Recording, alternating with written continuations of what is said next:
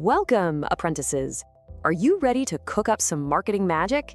Today, we are ditching the dry, boring textbooks and getting our hands dirty with the secret recipe for marketing success. Let's get into it. So let me ask you something. Does your marketing ever feel like you're just throwing a bunch of random things at a wall and hoping something, anything, sticks? You try a little social media here, maybe a discount there, but there's no real plan holding it all together. Exactly. It's just like that. This chaotic, chuck-it-all-in approach is super stressful and, let's be honest, it almost never works. But what if there was a reliable, step-by-step recipe you could follow every single time? Well, here it is. Let's dive right in. This is the marketing mix, and you'll often hear it called the 7 Ps. Now, this isn't just some boring theory. Think of it as your practical, step-by-step guide to creating something amazing and consistent. It really is your secret recipe. So, here's what we're cooking up today. We're going to cover the first 3 essential ingredients from those famous 7 Ps. We've got product, price, and place. Let's get started. First up, the absolute foundation of our recipe, the product.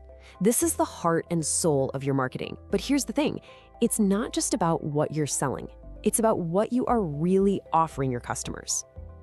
And that's the key takeaway right there. A product is a solution. It doesn't matter if it's a can of beans, a haircut, or a streaming service. At its core, it exists to solve a problem or fulfill a need for your customer. Simple as that. Okay, now this is where it gets really, really interesting. Any product can be broken down into these 3 levels. At the very center, you've got the core benefit. That's the real reason people buy. Then you have the actual physical product. And finally, you have the augmented product, which is all the extra goodies, the perks that make it even better. And Greg's is the perfect example of this. They saw a need. In fact, 20,000 people literally asked for a vegan option. So they didn't just sell another pastry. No, they sold an inclusive, in-demand snack experience that made a massive group of customers feel seen and heard. And what was the result of getting that product so perfectly right? A nearly 10% jump in sales in just 7 weeks. That is huge.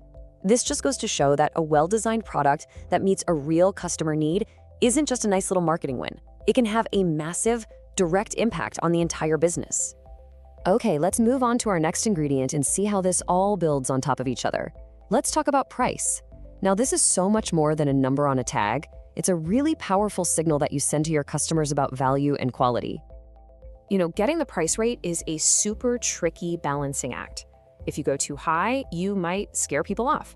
But if you go too low, you could damage your brand's image, make it look cheap, or even worse, not make any profit. Just think about it for a second. A 1,000-pound trench coat from Burberry just screams luxury and craftsmanship, right? But on the other hand, a bargain find at Primark signals incredible value for money. Both are totally valid strategies. They're just aimed at different customers with completely different goals. And there are so many ways to approach this. You could skim the top of the market with a high initial price, just like new game consoles do, or you could penetrate the market with a super low offer to get a ton of users quickly, or you could just give a free taste to get people hooked. But sometimes the most creative, most brilliant pricing isn't about a single purchase at all. I mean, just take a look at this genius move from Pret. See, instead of just selling one coffee, they sold a habit. For a flat monthly fee, you become a member of the club. This whole strategy is about changing customer behavior and building incredible loyalty.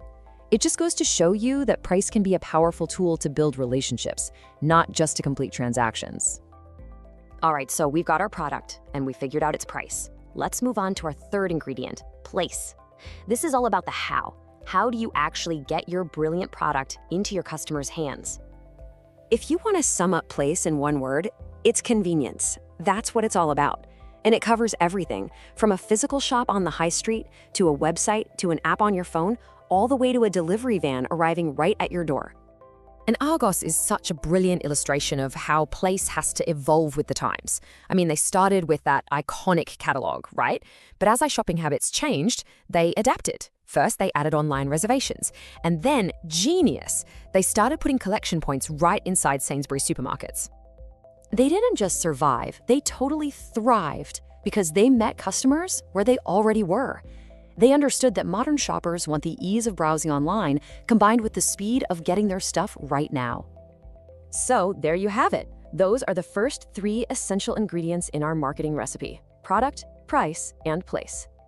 But you have to remember, just like when you're baking a cake, these elements are all connected.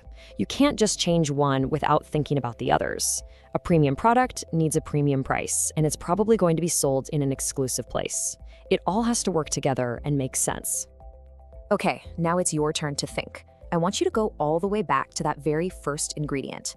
Forget the features for a second and just ask yourself, what problem are you truly solving for your customers? What is the core benefit? Answering that one question, that's the critical first step to perfecting your own amazing marketing recipe.